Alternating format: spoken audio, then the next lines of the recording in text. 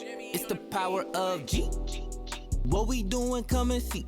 Making bold comments on movies and on TV.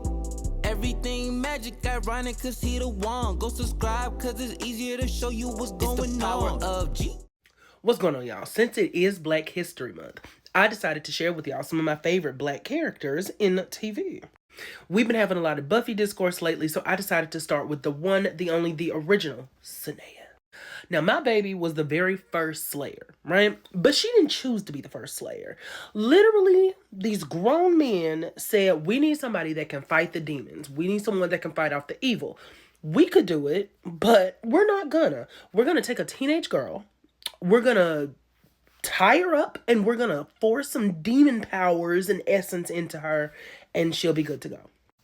That is not me joking. That is what happened. So after my girl's humanity was corrupted and she was given the powers of a demon, she started to hunt the demons, the vampires, all of that, right? And the people in her village were like, girl, we thank you so much, but you gotta go. They said, no, ma'am, we'll play with a lot, but we're not playing with that. And if I was her, well, let me hush. I'm not going to say what I would have done. Let's just say they wouldn't have had to worry about the demons no more. So my girl was so powerful that she was able to slay the very last demon that was in one of the old ones, which was like the old sect of demons that lived on the earth. So my girl took one of them out. So that just lets you know that she was powerful. Now, Angel really does a good job of talking about the old ones. We get, the deeper well. We get Illyria. We get the powers that be over there. Like, they do a lot of expansion on the old ones. But anyway, that neither here nor there. Now, the powers that be are not old ones, but that ain't got nothing to do with what we're talking about. So anyway, after a lifetime of slaying these demons and beasts, my girl went on to glory, and the next Slayer was born. Thus, the Slayer line was created. Now, we get our first glimpse of her in season 4, after Buffy and her friends use a spell to combine their essences so that they can fight off Adam and defeat him. My girl basically comes in and says, I don't know what this is, but we don't do that here. We don't do that. Slayers don't have friends. We don't combine essences. We don't do that here. Now, Buffy told that lady that she don't sleep on a bed of bones anymore. Buffy. Buffy and Sineya actually threw hands. And that's the thing I love about Buffy, like the show and the character. Hands are going to be thrown. You're not just going to come up in here and just be like, oh, let's just talk. No, if you can throw hands, we're throwing hands. And I guess she said, girl, I'm the Slayer, okay? I'm not just going to come up in here and we have a little chit chat. She said, put them dukes up. We see her again in season 5 when she tells Buffy the iconic line. Did I say iconic?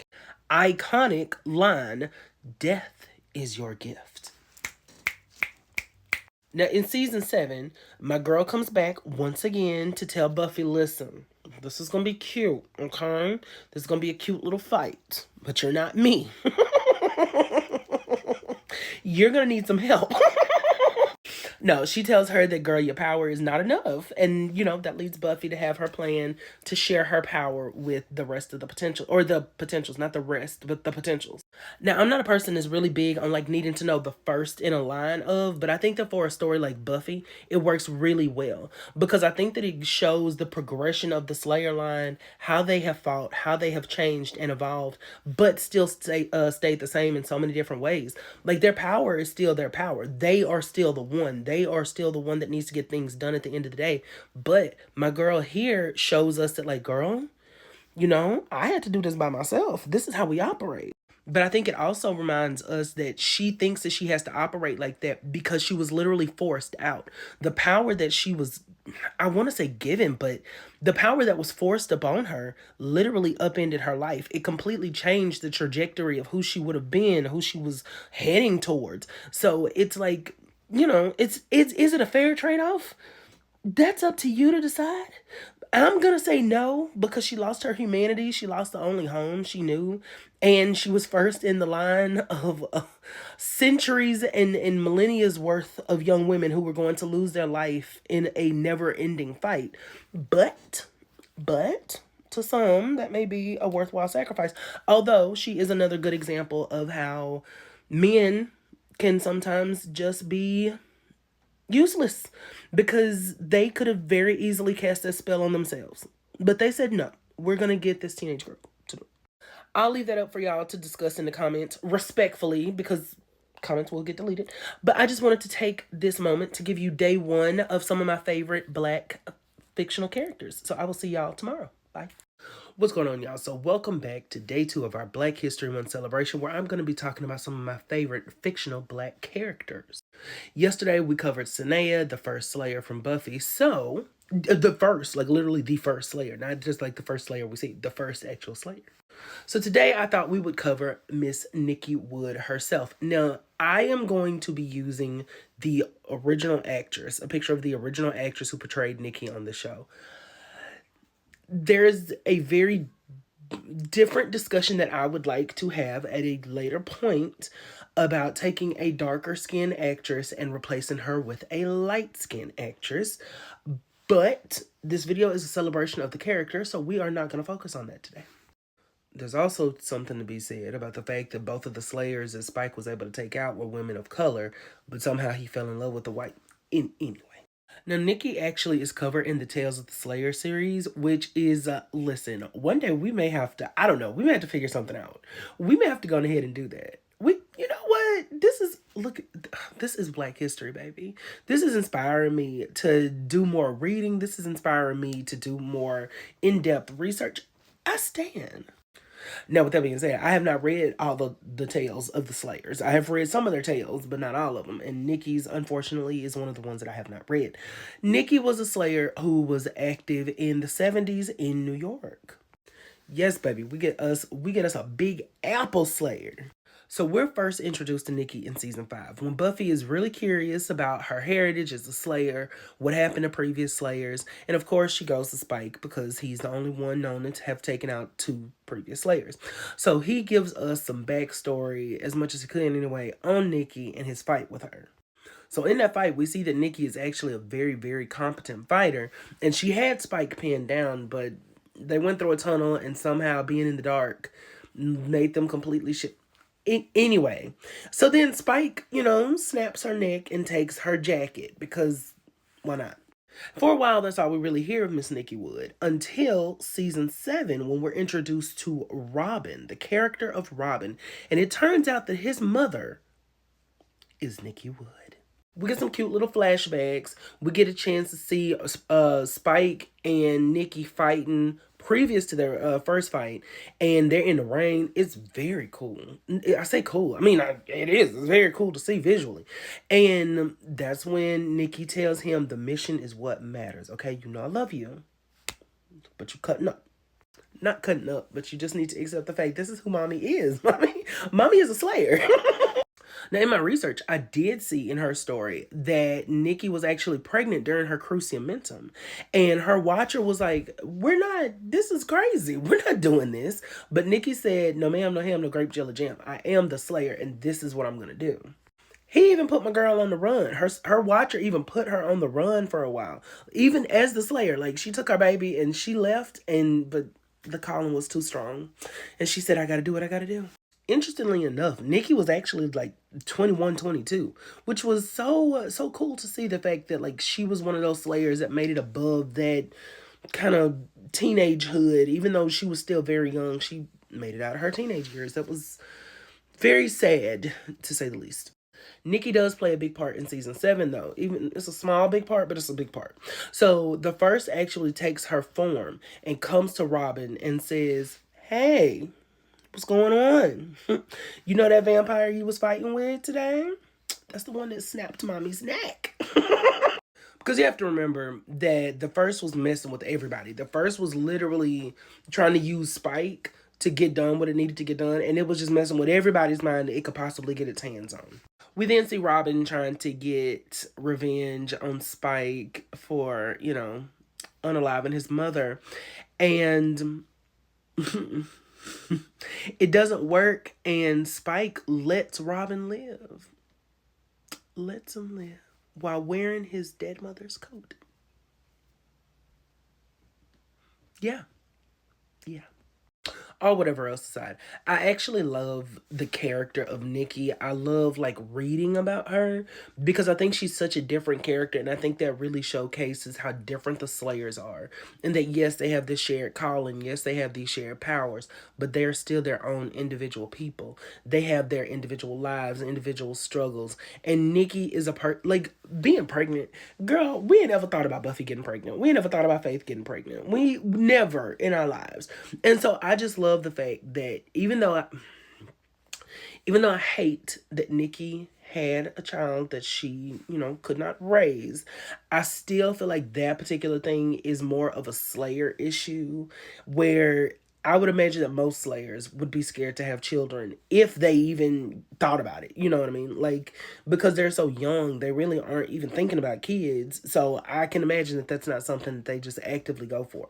So I love the fact that we kind of get this different view into how being a Slayer can affect the next generation if there is a next generation. You know what I mean? Because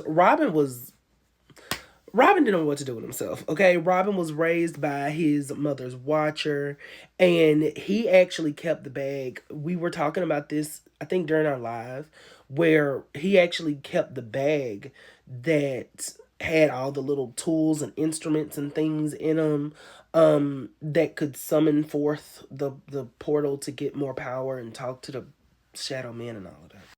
I'm not good at explaining stuff sometimes. But I do love the way that Nikki's story does impact the main story years and years later. It feels like our girl really does have a legacy all her own, independent of being the Slayer. So, let me know in the comments what you think of Miss Nikki Wood. And also, let me know some of your favorite Black characters. And maybe we'll do a little research and maybe we'll cover them. You never know. See y'all later. What is going on, my lovelies? So, welcome to day 3 of our discussion of my favorite Black characters in fiction. For the past 2 days, we've done Buffy. So we had Sineya first, of course, because she's the first Slayer. And then we had my girl, Nikki Wood. So today we have someone that is very near and dear to my heart, my own Kendra, the Vampire Slayer. Now, as you can see, Kendra is played by the beautiful, the lovely, the ageless, the timeless Bianca Lawson. And the fact that she looks just like this, if not better, now in 2025 than she did in what, 1990, like 99? Baby. When they say Black don't crack, Bianca Lawson is what they mean. Anyway, so let me stop fangirling. So Kendra is actually the very first second Slayer that we ever have in history. She was activated after Buffy, met her untimely demise, and then Xander brought her back to life. So for the first time in history, there were 2 Slayers active at the same time. Now, Kendra was actually identified as a potential when she was a baby. So her parents handed her over to her watcher so that he could raise her. And I was like, oh, okay, well, wow, that's interesting. But, different strokes, different folks. And being a Slayer is a very, prestigious title. And so I get it. But also kind of don't. Because her watcher did not let her do anything that a normal person is able to do. She had no social interaction. She would not look men in the face because she's not supposed to fraternize with boys. And it is just like my girl was a robot, essentially. Now, another quick thing of note is that for this role, Bianca Lawson actually did an accent that I don't know that I'm going to try to say what nationality it was supposed to be because... Anyway, so we're just going to move on. So Kendra was sent, after she was activated as a Slayer, she was sent to Sunnydale because there was a great evil arising. And she saw Buffy kissing Angel and was like, they got to be, they're both vampires. She got Angel down there in a cellar and was about to have the sun hit him and take him on out. And then she went for Buffy. And I was like, my God, my girl just said, I'm taking all of it out. She saw that and said, there's no way that lady is not a vampire. So anyway, after everything was cleared up, Buffy and Kendra became, allies to a certain extent because Kendra was not fooling with Buffy like that. She was like, girl, you act like this is a job and it's just a part of who we are. It's our calling. But the thing is, they both learn something from each other because Buffy, I think, learns a little bit more of what being the Slayer means to her and to her person. And then she also is able to teach Kendra how to incorporate emotion. And she tells Kendra, my friends are so important in my slaying abilities. And so they both kind of take that give and take from each other. So once Kendra finishes her mission in Sunnydale, she leaves. Then she comes back. And that actually coincides with Angel losing his soul, going berserk, unjealous, the okay. I'm not gonna say the better version of Angel. Anyway, so she comes back at that time, and we're trying to figure out what's all gonna happen. Kendra's doing her part, and then as Buffy is going to go meet Angel, well, Angelus, so that she can fight him because he has said, "I'm going to take everyone out if you don't come fight me." My precious angel baby, Kendra.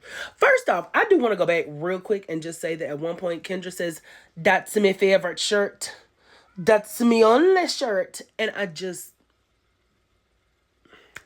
even remember what point in the series they said that, or in the season they said that, but that was just something of note.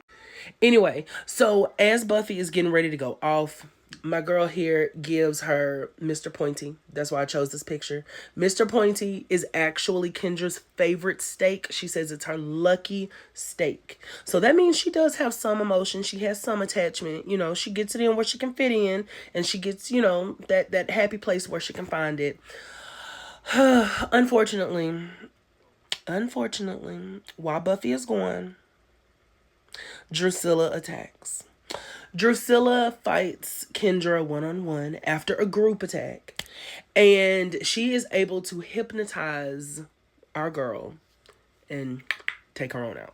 Now, that's supposed to be some sort of discussion. And I will say that for a long time I loved it. But now, in retrospect, as criticism, I'm not really fooling with it too bad. It's supposed to be a discussion on how Kendra's mind is not as strong as Buffy's because, she was programmed essentially to just be a slaying machine. She was not programmed to be a human. She wasn't allowed to have interactions, things like that. So her mind and her resistance is not as strong as Buffy's will be. And and Drusilla is able to take advantage of that and take our girl out. And then Buffy is wanted for her death because, the police came in, found her, assumed she did it. And then everything was just okay after that. So, anyway, I have a lot of thoughts. Now, after her death actually then triggers Faith, who actually does become a huge part of the series. So, I'm going to say this. And I know that a lot of fans probably are not going to agree with me. Kendra's story. Here's a little backstory, though. Bianca Lawson was originally supposed to play Cordelia. Yes, Cordelia. But some scheduling issues came up and she had to turn down the role, unfortunately. So they brought her back as Kendra and they were like, "Hey, we got this other role that we want. You want it?" And she was like, "Yeah, of course." So it was sort of circumstance, right? It's not like they sought her out and wanted to whatever. You know what I mean? So it was kind of like a moment of circumstance. But what I will say is, there is something that just bothers me about the fact that the woman of color who was a slayer, right? Her mind was just so weak that a vampire was able to take advantage of that. And then we bring in her white successor, who is then brought into the fold as a huge part of the story, even going forward down to the end of the show. I'm not accusing anybody of anything. That's why I want to give you the backstory on the fact that she was supposed to play, Cordelia. I think that those kind of things are important to talk about because as Black people, we do not get a lot of representation on screen sometimes in shows like this. So shows like this, shows like Charmed, we are not a huge presence. And sometimes when we are a presence, we just are there to play a very specific role to get the main characters from point A to point B, or we're supposed to be a little bump in their story, to their journey to whateverness. So I bring that up with Kendra, and I brought it up somewhat with Nikki, and I brought it up somewhat with Sineya, not to try to bash the show or say, "Oh, they were so horrible," because clearly, if I didn't like it, and if I didn't want to talk about it, I wouldn't be talking about the show. It would not be something that I would discuss. But I think that it's important when we talk about those characters to have those kind of discussions, because although it's not something that's at the forefront for us, as black people, we are always going to see, when we do see ourselves, we're going to latch on to every single part of their story. And unfortunately, sometimes when you boil their story down, it just comes to them being misused or just there in the background or for decoration or for guidance or things like that, instead of them having a very prominent role in the show. So I think that that's something that's worth talking about. And I would love to talk about that respectfully in the comments. Kendra is one of my I just love her. I just love the character of Kendra. I love the fact that she's our first glimpse into what other Slayers would be like. She's our first glimpse into what the system of identifying Slayers or potential Slayers and then bringing them into the Slayer fold. Like, I really feel like her being a part of the story opens the door to so much more lore. I just think that she, on an individual level, kind of got the raw end of the stick. Raw end of the deal? Y'all know what I'm saying. So anyway, if you made it through all of this, then please let me know in the comments what you think of my baby girl. What's going on, everybody? Welcome to day 4 of us discussing and celebrating black characters in fiction. Today, we are going to talk about one of my absolute faves, my bae Garnet from Steven Universe. Now, Garnet is special because she is not just one entity. She is the amalgamation of 2 characters finding their strength to come together and break out of a caste system that would see them torn apart. Garnet is made up of 2 separate entities. She's made up of Ruby and Sapphire. Now, Sapphire is a precognitive gem who is kind of like the upper echelon in Homeworld society, right? Homeworld is their home planet, where they come from. They have their own little system, and Sapphire's up there. Her other half, Ruby, is like, my baby is a guard. That's it. There's nowhere else we can go with that. My baby is a guard. She's where we get the afro. Ruby and Sapphires are not, first off, Homeworld gems are not supposed to fuse, right? They're not supposed to fuse at all. But then a lower class gem like Ruby fusing with a higher class gem like Sapphire, like as soon as Blue Diamond saw that, Blue Diamond is at the top of their court. As soon as Blue saw that, she was like, get him. She was like, smash him. But Sapphire made a split-second decision and they were able to escape, and then they lived their days out on Earth. And as they were kind of like talking, figuring out who they were separately, they decided that they loved being together. And with a little bit of prompting from Rose Quartz, they decided that that was how they were going to stay. Garnet's role in the show is as one of Steven's parental figures. She's always there when he needs advice, and because she has future vision, she often knows exactly what's going to happen to Steven, but she needs to let him go that route himself instead of just saying this is what's going to happen. She understands that he needs to be able to experience things of his own accord, and he needs to be able to forge his own path. And Garnet also sees like multiple like timelines, so sometimes she just be like, girl, I don't know what's gonna happen. Like, she knows what's gonna happen, but it's also kind of like So once we get the big reveal about Rose Quartz, which I'm not going to tell you here, we see Garnet literally split apart, and Ruby and Sapphire do not know where they stand. They don't know what their relationship is because they felt like it was all built on a lie. But we also watch them come together and realize that they can now form their own relationship that's built fully on their wants and desires and needs to be together versus them thinking, well, we should take time to be separate apart. How can you be separate apart? You're just separate. You're not separate apart. You're just separate. Galen.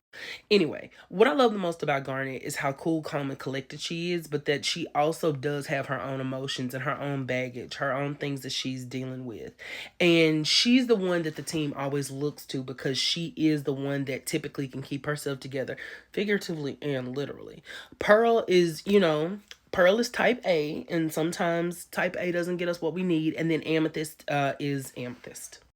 But whenever you watch Steven Universe, the one thing that you know for sure you're going to be able to see is Garnet's softer side coming out when she's talking to Steven, and I just absolutely love it.